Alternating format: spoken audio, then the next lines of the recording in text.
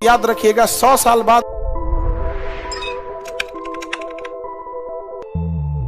जो मुसलमान गए थे ये सोचकर कि हम तो जन्नत में जा रहे हैं, जो भारत से गए थे वो कहाँ क्या गला है जन्नत। अरे उन्हीं का ना बचल का जमीनवा हेन तेन मिला के वक्त को दिया गया था, अभी वक्त पे लेके बवाल हो रहा है ये सब। तो जो बची हुई जमीनें थी विभाजन के बाद, अच्छा जो वहां से पाकिस्तान से हिंदू भारत में आए थे तो पाकिस्तान के लोग और पाकिस्तान के गवर्नमेंट की जिम्मेदारी बनती थी तो वहां एक वक्त बोर्ड बनाते, जो वहां के माइनॉरिटी हिंदू और सिख लोग जो जमीन छोड़ के इंडिया में आए थे तो उनकी भी तो जमीन पाकिस्तान में बची थी। अरे भाई साहब उसका भी एक बोर्ड बनाए होते, उसमें भी तुम उनका भी ध्यान रखे रहते तो अच्छा लगता। तो कब्जिया लिया वहां पर, और हमारे यहाँ से जो गए थे उनकी जो जमीनें बची थी उसको किसमें डाला गया था? वक्फ बोर्ड में। और वो दान की जमीन है, नियम है कि वक्फ बोर्ड की जमीन आप किसी को रजिस्ट्री नहीं कर सकते हैं, लीज पे दे सकते हैं, किराए पे दे सकते हैं, भलाई के लिए, समाज सेवा, बिजनेस, किसी चीज के लिए देना है वहां पे। अभी उस पर बवाल चल रहा है यहाँ पे, बहुत भयानक है। तो अलग अलग था, तो जिन्ना उन्ना सब अलग था। यहाँ से जो गया था सब जिन्ना के पीछे उनको सोच के गए थे सब कि बड़ा अच्छा चीज मिलेगा, मिल गया ना। मौलाना अबुल कलाम आजाद ने बोला था विभाजन के टाइम जो यहाँ से जा रहे थे कि आप जा जरूर रहे, मेरी बात याद रखिएगा, 100 साल बाद आप पछताएंगे नहीं तो आप बोलिएगा। अभी 100 साल बीता भी नहीं है, बेचारा पछता रहा होगा सब कि नहीं। लेकिन एक तरह से विभाजन हुआ ना तो कहिए ठीक ही हुआ, जितना बकलोल था सब यहाँ से चल गया, सब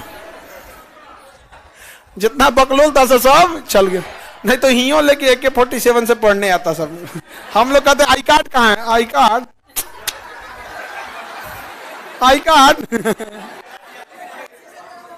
यहाँ बुलेट प्रूफ शीशा लगा के पढ़ाना पड़ता। आगे बढ़े, बताओ जी आवाज कैसी आता? ऊपर से तंजा खुला रहता, माइक से ना आवाज आ रहा है जी, क्या दादा दिमाग लगा देता।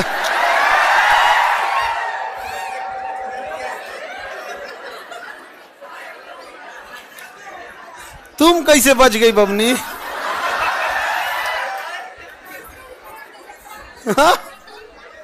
कराची, लाहौर, इस्लामाबाद इतना शहर था, चल जाएगी नहीं बबनी?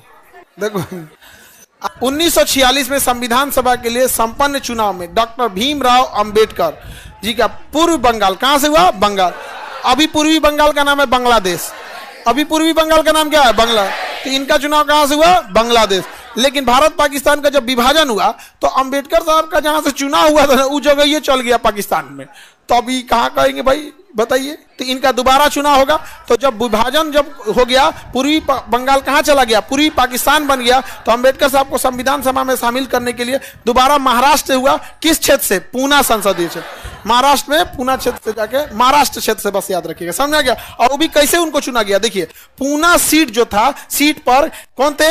MR जयकर का, MR जयकर त्यागपत्र स्वीकार करके उपचुनाव के माध्यम से अंबेडकर साहब को लाया गया। तो देखिए कितने महान लोग थे उस समय कि एक महान व्यक्ति जो संविधान निर्माता बन सकता, जिनकी महानता थी, इत्तेफाक से अंबेडकर साहब का चुनाव जो हुआ था वो ऐसे क्षेत्र से हुआ था जो विभाजन के बाद पाकिस्तान को मिल गया। इसमें अंबेडकर साहब की क्या गलती? अब अंबेडकर साहब की महानता देखो, वह व्यक्ति उस क्षेत्र से चुनाव में जीत रहा है जो क्षेत्र में मुस्लिम लीग का वर्चस्व है।